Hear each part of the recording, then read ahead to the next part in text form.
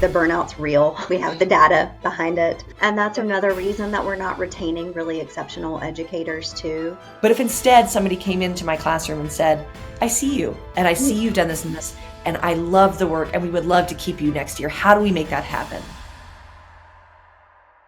Welcome to Toddle's School Leaders Project. I'm your host, Cindy Blackburn, and on today's episode of the podcast, I talked to my friend, Elizabeth Maglio. She's the Director of Professional Learning for the Southern Association of Independent Schools, or SAIS. Today, we dig into a topic that is top of mind for many school leaders: teacher retention and onboarding. This whole conversation came about because Elizabeth and I were chatting, and she brought up the statistic that teacher onboarding affects retention by like 80%, something insane like that. So I knew I had to get her onto the show to talk about her experience in onboarding, retaining teachers, and her learnings about this topic across Southern schools and U.S. independent schools. You're not going to miss this episode. So let's jump into this chat with Elizabeth. Elizabeth Maglio, my friend, I am so excited to have you here on the School Leaders Project. Thanks for joining me. Cindy, thank you so much for having me. I am honored to be on this podcast with you. Yay. Will you tell our audience, set the stage for us about the work that you do that you're most passionate about? Sure. Well, it'll be 4 years in July. So for the Congrats. almost 4 years, I have been with SAIS, the Southern Association of Independent Schools, and I'm their Director of Professional Learning. And I think throughout my career, professional learning, professional development, learning and growth, I've always been very passionate about. So before joining SAIS, I was at Woodland School, which is a school for students with learning differences in Wayne, Pennsylvania. And I was a learning specialist. I was the head of lower school. I was the head of middle school, and I was assistant head of school. And Woof. In those leadership roles, not all at the same time. I was like, oh my gosh, just a lot of hats. 3 of them at the same time. But, I started as a learning specialist. So, okay. But we all do wear a lot of hats in independent schools. But it was awesome. And professional development and growth of the teachers, and especially thinking about teacher retention and how we can keep those amazing, passionate teachers in our schools. That started to be something that I really focused on, and I would try to attend all the professional development opportunities I could with different associations. I would read all the books I could read about teacher retention and teacher effectiveness. And so that really became a passion, really became a priority. And then same thing, now that I've moved to SAIS, it is still something that we talk about all the time. And in fact, our conversation is so timely because SAIS did a survey recently, and we realized that for this coming school year, we asked how many teachers or how many school leaders anticipated openings. And so about 41% of the respondents said they still had 1 to 3 openings to fill for this year. And then about 35 said 4 to 6 openings, and 14% said they have 7 to 10 openings. Oh my gosh. So everybody's got openings. Yeah. So, and it's a really big, it's a priority, obviously, recruitment, retention.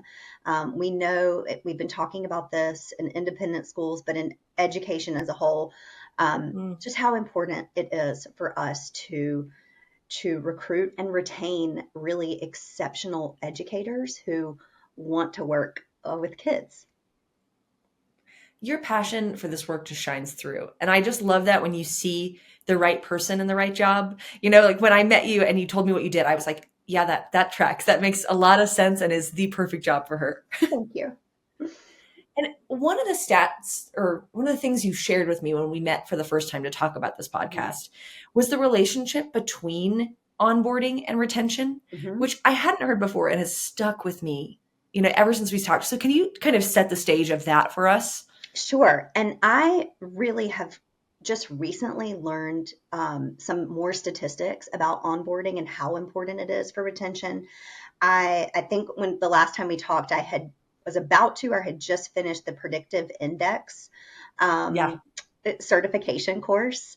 And Congratulations, by the so way. on that, organizations as a whole, when they have a strong onboarding process, it improves new hire retention by at least 80%. And so I thought that was such a big number. And I learned that through this predictive index training. And then I started really looking into this more and thinking about how important onboarding is for teacher retention. Mhm. So um, I've noticed, and this has been, in my work with SAIS and also in my work with independent schools, that effective onboarding isn't just about the orientation process, which even I, as a division head, put a lot of priority on orientation for our new teachers. Um, but it, it's really more effective when we have a comprehensive, intentional plan Mhm. that begins honestly through the hiring process and then extends probably throughout the first 3 years of a new teacher being in their school. Might you walk me through some of those milestones? Like just thinking about that kind of hiring process, then I'm thinking kind of week one, year one, and then Mm-hmm. beyond. Mm-hmm. Sure. So I think that it's really important to build connections and to have really clear expectations from day one, from the first time that you, as if you're the hiring manager or a division head or a department chair, whoever's doing that first phone call or email outreach to a candidate. I think the connection building and the clear expectations are so important. And I think that needs to be a through line Mm, throughout that first year. And again, like I said, really throughout the first 3 years, because, as you know, our first year in a new yeah, job, you don't know what you don't know yet. So right. it's such a learning process. Um, but also, inviting, once you have a candidate hired, inviting that person into your community. And at Mm, SAIS, we have a lot of amazing schools who do this really well. They have some good models where they invite them into their community right after they've been hired, maybe to even some of the end of the year activities and parties so that they can start getting to know the the culture and the feel community vibe. really well. Yeah. Um, and then, of course, and a lot of schools do this, but it's important to mention is just the power of having a mentor. So pairing a Mm, new teacher with a veteran teacher as a mentor, somebody that they can regularly check in with, someone who is not evaluating them, who's not going to be observing them, who is not their direct supervisor. I think that's so important for them. And so, I think that when we invest in this comprehensive, intentional plan, even throughout the first year, um, our retention goes up. So, mm, that the data is clear here that teachers who experience comprehensive onboarding are significantly more likely to stay beyond those first 2 to 3 years. That can be the most challenging. Um, mm. and and I think that it's just really important that we get to know that person, that teacher as a person, that we Yeah. get to know their strengths, that we get to know their hopes for their first year of teaching, that we get to know their fears for their first year of teaching, and that we help them develop a plan. And I can talk more about that too, but I hope that answers um, Oh, your oh question. yeah. Okay. One of the things I think I might be stuck in the phase of like, this is the time of year where I think a lot of leaders are thinking about onboarding. Hmm. And one of the things that you said was just that idea of like the clear expectations. Hmm. And I'm wondering what form that takes. Like, is it sharing the school's values? Is it sharing the PD calendar? Is it sharing, what are the things that are most likely to kind of the most valuable to collect and curate that really communicate those expectations? That's a great question. And I think it's what you said. It's sharing the mission and the values. It's sharing your handbook, your Mm. policies, so that if teachers have ahead of time, so if teachers have any questions before they come for those first onboarding days, they can bring those. If you do a new teacher orientation, um, it is, doing some type of interactive discussion activity where they're going through the policies and handbook so they really understand it and they Right. understand their role. um, I think, again, going back to the mission and the values, we want everyone who we welcome into our communities to feel that they add value to our mission, Mm. that they bring, that the things that they value align with the things that your school values. I think that's when you find a really nice match, um, in a candidate too. And the clear expectations, I think, really come from the direct supervisor, and sharing Yeah. right up front, like, This is how we this do is a things. policy, we respond to emails within 24 hours. We I'm making this up, but like, whatever your norms are in your schools, or your community agreements as a team, making sure those are really clear so that that person's not caught off guard if they accidentally, um, push against a norm or agreement or a value because they don't know yet, because it's their first Right. year. That makes so much sense. And the other thing that's kind of in vogue right now, and I wonder if you're hearing this a lot as well, is the idea of professional development that's highly personalized for educators as opposed to kind of these one size fits all PD programs. Mm-hmm. So, what does that look like when it's done well? Or what are some foundational things we can do as leaders to make that happen? Well, I am glad you asked this question, Cindy, because this is something I think about a lot as the director of professional learning for SAIS, but also because I really believe in an individual strengths-based approach Mm. to goal setting, to professional development. Um, and when I talk about a strengths-based approach, there's many assessments, there's many approaches out there. Ones that I've used with my teams in school before are, the Clifton Strengths from Mm. Gallup, the VIA Character Strengths, which is a free assessment, and it also has a free assessment for students too. So I used this with the Ooh, team, and then one of the teachers really, was passionate about it too, and she used it with her students to help them goal set, which was that's awesome. lovely. The DISC assessment is another one. And then, like I said, I've started using the predictive index too. So I've just found over time that using these strengths assessments, whichever one you decide to use, can really Mm. transform our approach to professional development, so that it's authentic to that person and it's not a one size fits all. Um, and I think these strengths assessments, some of them have been like debunked, but I do think that, not the ones I named, but I do think that using them, creates a foundation of self awareness for us, Mhm. um, and then sharing those strengths, or sharing our, potential, I would say, caution areas or opportunities for growth with others, with our team. Um, Especially knowing, let's say, a new teacher, if you had them do one of these assessments, knowing their strengths and then sharing those, it just gives us another level of understanding for how we communicate with each other. Um, Before I went back to grad school to, get my master's in education, I worked at a company in Washington, D.C. called Envision. And I was on the training and professional development team. Oh, And cool. we used to show this, video. And honestly, it was like a VCR. Like, we would wheel in because the video Pop was it in. so old. Um, but this was the early 2000s, so I guess we still had it.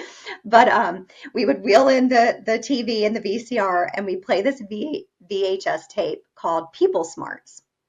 And it's very similar to a lot of these strengths assessments. But basically, the whole idea was that not to follow the golden rule. So don't treat people how you want to be treated, treat people how they want to be treated. And I think Platinum rule. that's right. The platinum rule. Is that what it's called? I think so. Okay. But it makes so much sense to me when you think about it, because we all have different needs. We all have different drives. We all have different motivators. And that's what leads to our strengths and our areas Yeah. of opportunity. And so I think that when we know these, especially about our new teachers and even the teachers on our team, um, we can really be strategic about how we plan professional development. So I probably gave you way more than you wanted with that answer, but No, it's perfect. I'm just That's why you're here. excited. You're an expert in this. I think what stood out to me, what you're saying though, is like it's having shared language for talking about growth Great. and for celebrating difference. Because that's always been what's been most interesting to me is that, like I'll put out, a choice board of PD options. And I think to myself, like, oh, everyone's going to choose this option.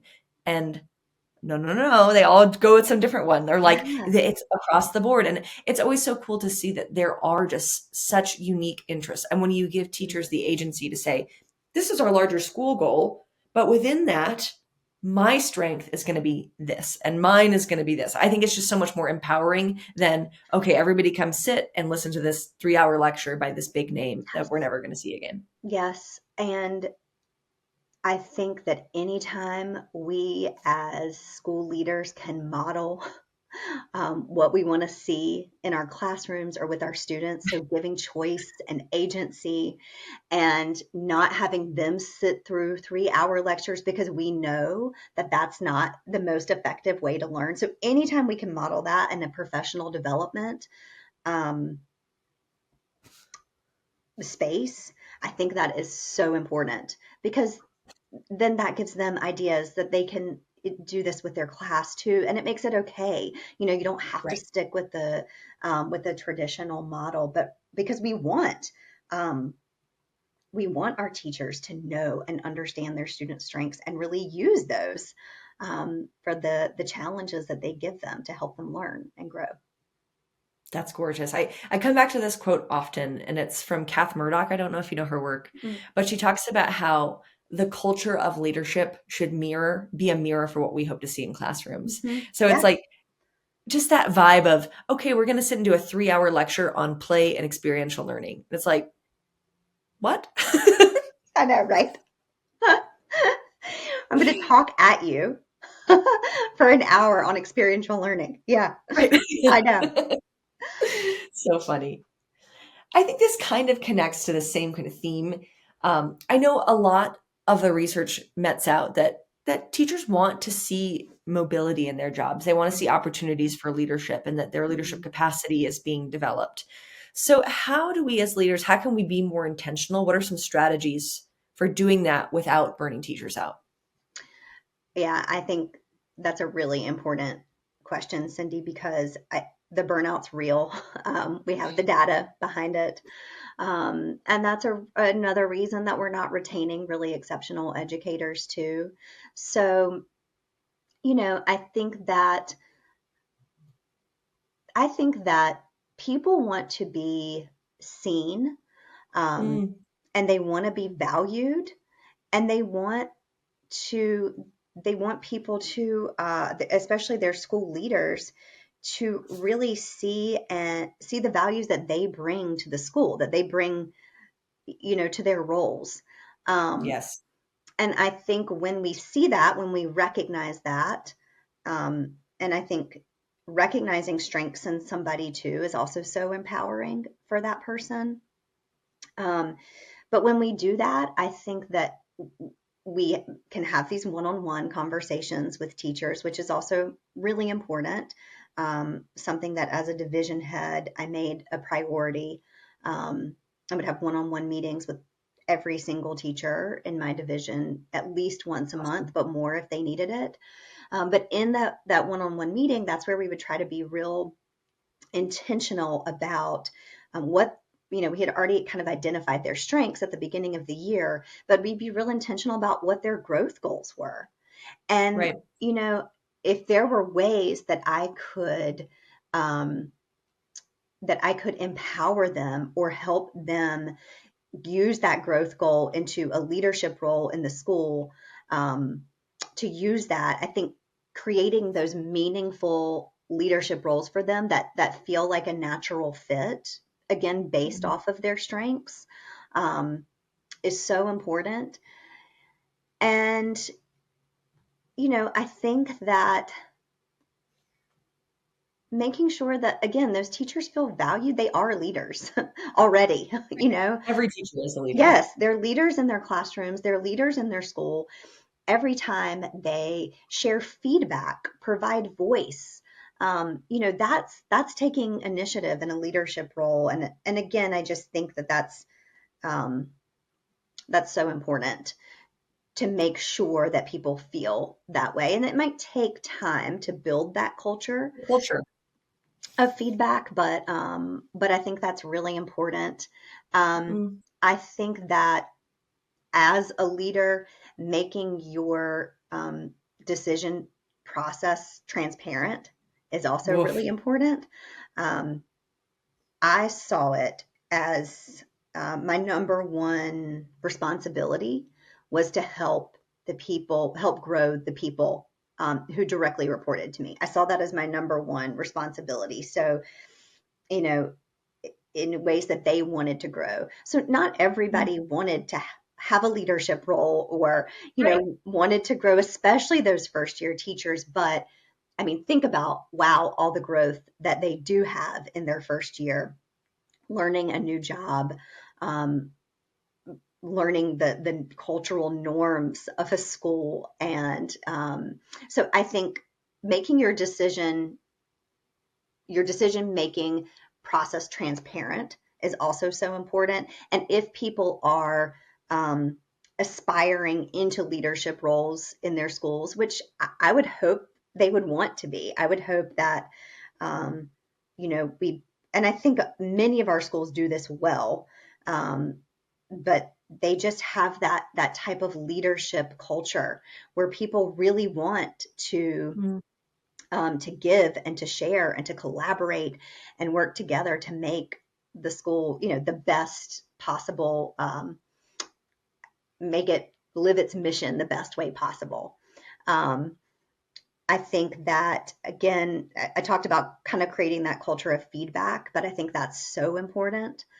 Right. And I think as leaders, we need to make sure that we're modeling, um, not obviously not only giving feedback because that is our job, but also receiving feedback and Mm-hmm. modeling how to receive it. And then what we do when we receive that feedback, making that transparent too, I think is really important. I brought a couple of books and put right beside my desk, but this book, Ask by Jeff Wetzler. Have you heard of Jeff Wetzler, Cindy? This No. book, oh, it's so good. Um, So this is just a recommendation I have for leaders to read Ask. But he really kind of goes into and gives these kind of 5 steps and essential questions for leadership. But it's when you're giving Mm. feedback, working with other people, having conversations. Just so often we tell ourselves a story about what the other person is thinking. And so Jeff Wetzler is saying, like, here's some ways to ask. So instead of telling yourself a story that this is why this is happening, or this is why I didn't maybe get this leadership position or this job, Mm. here are some questions you can ask for better understanding, and just questions you can ask to have more effective, better understanding and conversations, better relationships, really. So, I love that. yeah. Today's episode of the podcast is brought to you by Toddle, your all-in-one teaching and learning platform for K through 12 schools. If you're looking to get everybody in your school speaking the same language around curriculum and assessment and family communications, you need a tool like Toddle. One tool that's powered by AI that speaks to each other in a connected and beautiful space. Want to learn more? Check us out at toddleapp.com. Now, back to the episode of Elizabeth. There's such a cool movement in that in the coaching world of just Hmm. becoming a better question asker. And Hmm. it makes me think of something. I was at the Atlas conference. Were you at the Women in Leadership session? No, you weren't at Atlas. I was not. We had our staff retreat in Atlanta right after Atlas. So I know I was there uh, right after, but I heard there it was was a great. Women in Leadership session, and one of the ladies shared this idea of like the three spokes of support, of Mm, like a mentor versus a sponsor versus a coach. And I'd yeah. never heard this before, that like a mentor takes you under their wing. You're somebody who's already done it and now they're leading you through it. Hmm. A coach is somebody who is your equal, who's asking you questions to bring out the best in yourself. But what I found most exciting was the idea of a sponsor. And a sponsor is the person who says your name in the room when Yeah. you're not there. Yeah. And that's so much of what I heard you saying, was like, my job was to know the strengths and to see these paths of growth, and then to be in these other spaces where opportunities were, and to be saying those names and lifting other people up. And as leaders, I just think keeping those three frames, like who are you sponsoring, who are you mentoring, and who are you coaching, is a beautiful thing to consider. Yeah. And imagine if our new teachers had that from the beginning, right? Had that in that first year. Um, Right? had And three all people three. in the school. Yeah. Yeah. How great It's would that a be? I would love to hear of a school using that framework and how that works, because I think it would be just a diverse set of feedback that would be so valuable. Hmm. Hmm. But Yeah. oh, another thing I've noticed, especially in U.S. independent schools, but honestly all over the world, um, is observation culture can Mm. feel a little bit punitive. I still remember that feeling of knowing the administrator was coming to my classroom, and it's just like everything clenches, right? And like you just feel so uncomfortable, and like it's so intimate and it feels vulnerable. So like, how do we make that valuable versus horrible? Yeah. And I think again, I feel like I say this all the time, like model what we want to see and practice what we preach. But I think it really matters here. And I think as school leaders, modeling our own growth and Mhm. learner-centered practice in our teaching and learning, I think that's so important. And that hopefully, because you want observations, again, not to, like you said, not to be punitive. You want them to be focused on growth, and Right. on that learner-centered practice. So I think we have to model that. Um, One thing that we did at my previous school, Woodland, was we had peer observations and peer groups. Cool. So you could choose the person who you wanted to come in and observe you and give you feedback, and you would have pre-observation conversations where you would tell this person, Yes. this is what I'm hoping to change, or this is like attention I have, or this is something I'm working on. Can you watch for this? Can you tell me what you Mhm. see? um, so I think number one, having that pre-conversation is so important in a peer setting, but also if you are a direct supervisor, if you're someone who is your responsibility is to do observations. I think having that pre-conversation is so helpful. Well, because it's feedback that's asked for as Yes, opposed to just imposed. that's right. That's right. Um, and I think it makes it that much more meaningful for that person too. Um, I think that again, even sharing, here's what I saw, and here's how I saw the students react to it. So just really being um, factual. This is what I noticed. This is what I saw. And then when you said this, or when you did this activity, or when you asked this question, I noticed the students really engage or get excited, or the mood shift in the room, or whatever it is. And I Mm. think sometimes, as a teacher, as a facilitator, you don't notice those things because you're Right. just trying You're in to the zone right, you're in the zone, you're trying to and you're so being watched. yeah, having someone hold up that mirror too, I think is just really nice. So again, I it probably depends on what type of observation or evaluation model you use. And I know a Right. lot of our schools are trying to change the narrative about this so that they are focused on growth and they are really learner centered, as opposed to just telling the teacher, what they did well and what they need to change for next time. Um, Right. but but I think that modeling that is so important too. Um, and I used to ask for feedback all the time, and the answer Yeah. would get was, "I don't have any feedback for you," even though Yes. I knew that wasn't the case. Right. And again, I think that this book by Jeff Wetzler, Ask, he really talks about creating safe, psychologically safe um, environments, conditions for people to Mm, be honest and give you that feedback. And that might take time. Um, you know, I believe that building trust is so important. Especially as a school leader, but building trust in your classroom is important too. So again, just um, modeling that and maintaining it, and making sure that the feedback that you give is, we've heard it before, but it's specific, it's timely, actionable. it's actionable, and it doesn't feel punitive, but it feels like, okay, it feels That makes helpful, sense.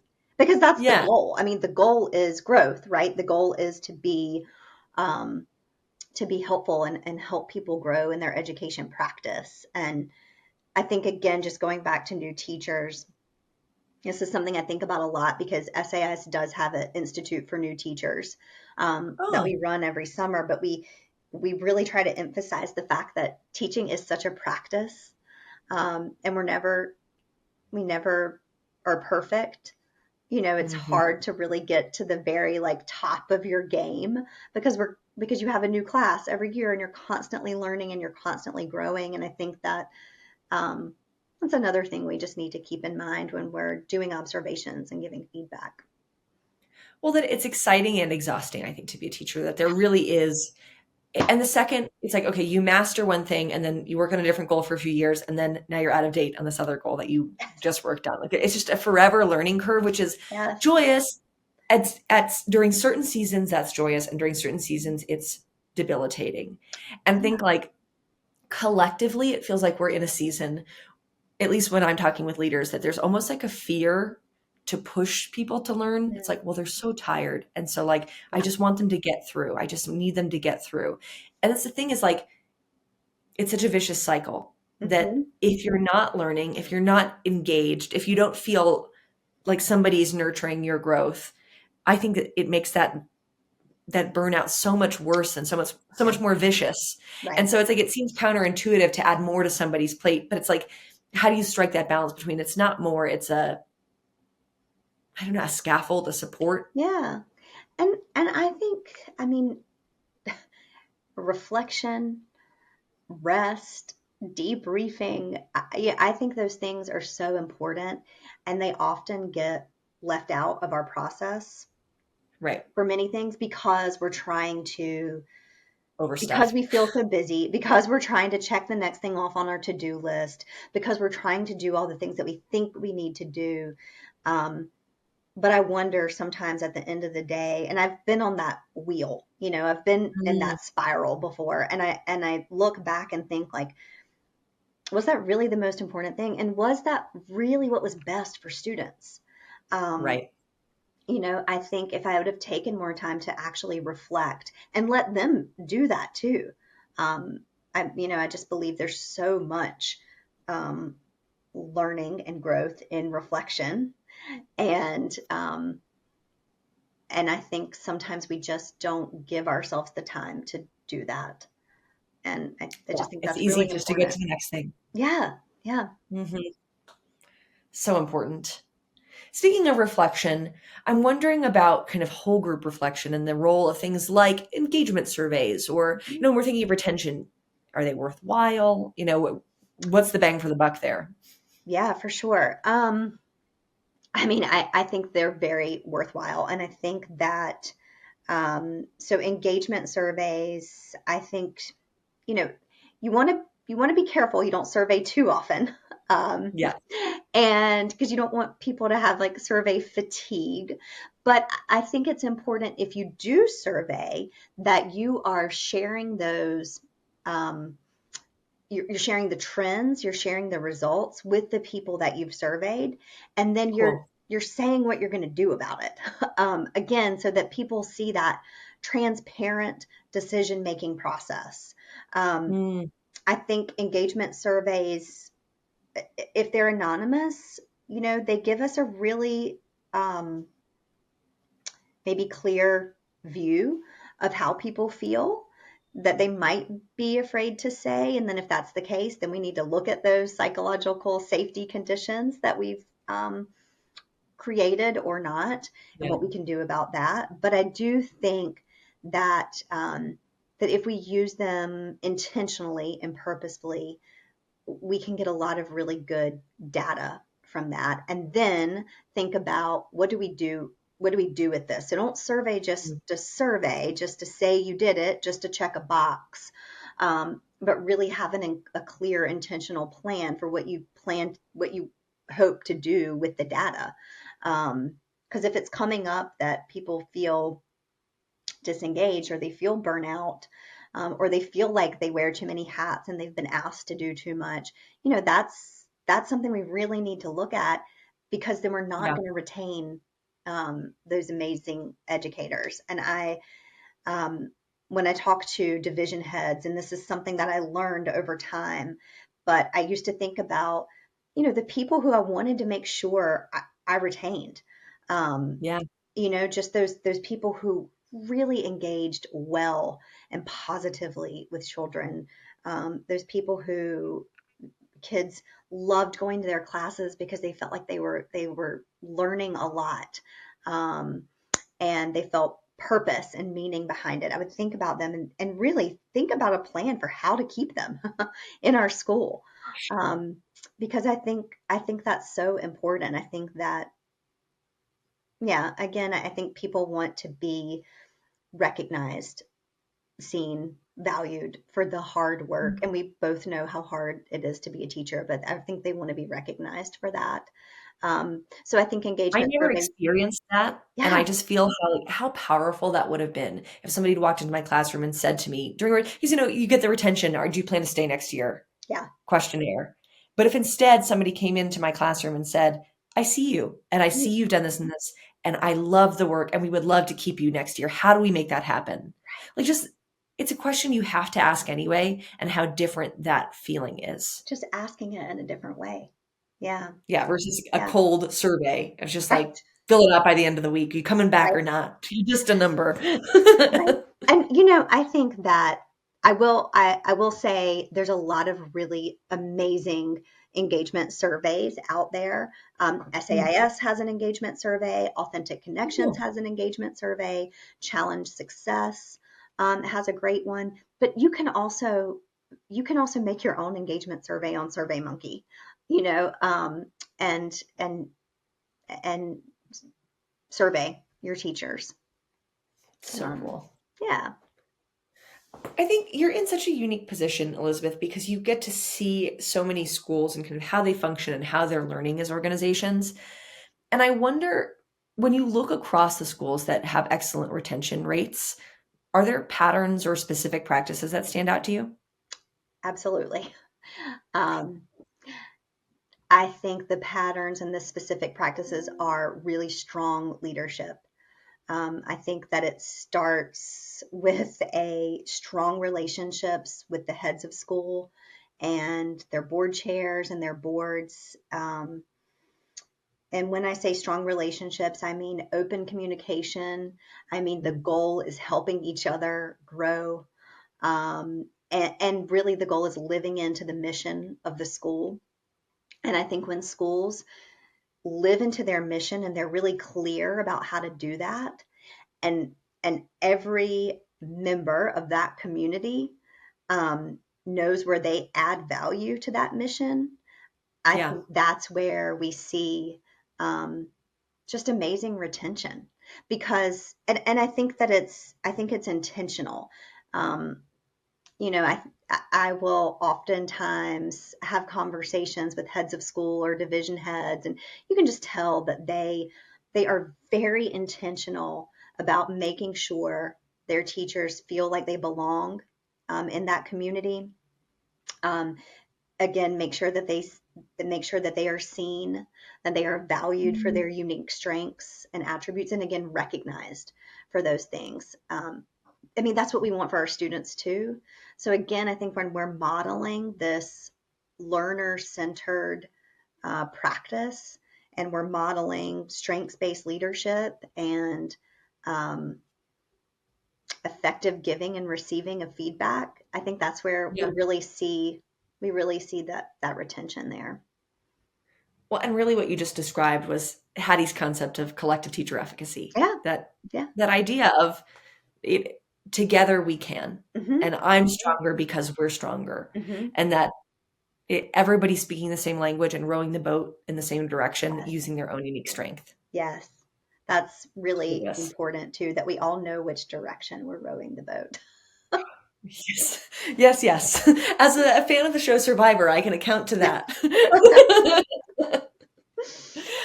Okay, last question for you, because I would be remiss if I didn't talk with you about this, because obviously SAIS is just incredible with the community that you've grown and the learning that you offer.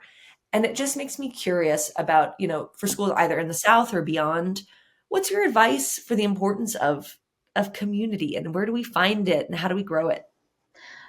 That's such a good question, Cindy. Thank you for asking. I think that when we gather together and when we're intentional about our gatherings, this is another book I brought just in case it came up, but The Art of Gathering by Priya Parker.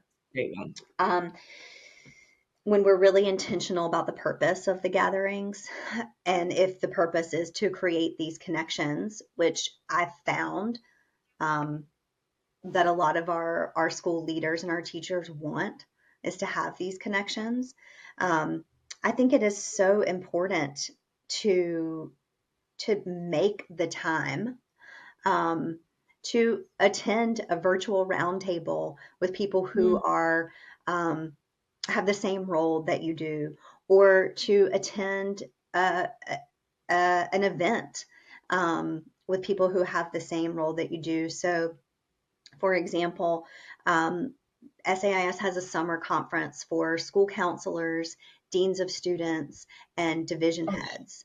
And we which have an is, it's an island. You're on an yeah, island when you're in it can school. feel really lonely sometimes. I mean, I remember feeling that way as a division head, and joining the Pennsylvania Association of Independent Schools, joining those roundtables for lower school division heads or for middle school division heads, and just having a connection with other people who were in a similar role as I Mm. made such a difference. And being able to call that person if I had a question, or just ask, how are you handling this? What's going on with you right now? Are you seeing the same thing I'm seeing?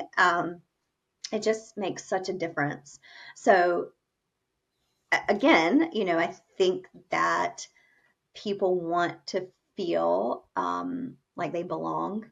They want to Connected. feel Yeah. that connection, right? I think that that's a human nature, and so hopefully by attending a gathering like that, there is a sense of belonging there, and they can really create these lasting connections. Yay. Well, and let's plug, because a lot of the people who listen to the show are my people. They're curriculum people. Yeah. And your curriculum symposium is, I think, one of the coolest events ever for those folks to like nerd out and gather. So when is that this year?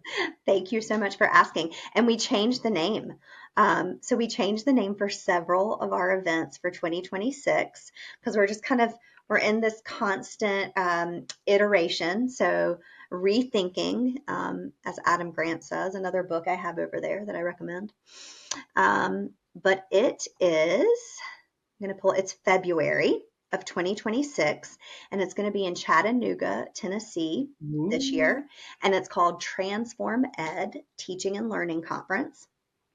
And it's February 10th through the 11th, I'm so Chattanooga, glad I hear the Tennessee. name changed. Oh my gosh, I'm so glad Yeah. I asked you about this. We just sent out a save the date and a call for proposals. Um, Okay, is it still curriculum leaders?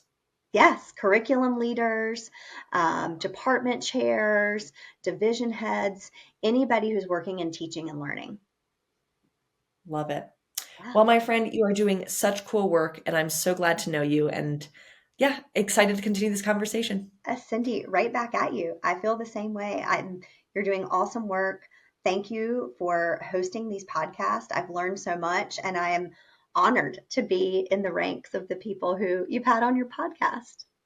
Oh, yay. So fun.